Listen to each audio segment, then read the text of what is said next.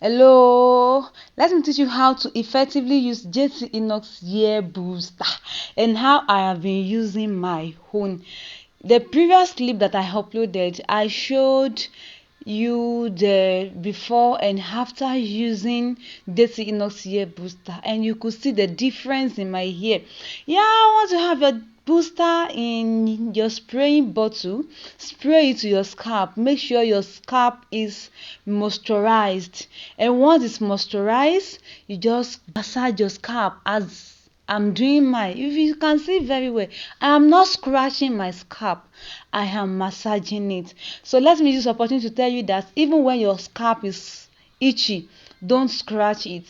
Instead, massage it. So massage the hair booster into your scalp very well. Make sure it sink, and you can spray it to your scalp. You can spray your hair too. So I do both. I do spray my scalp and my hair, then I will massage everything. If you find this helpful, I would like you to purchase JT Hernox Hair Booster and give it a try. And if you have been a customer, don't stop using it. Don't be contented with the length of your hair. For purchase, you can contact JT Hernox Enterprises on +234 81 35 63 97 67.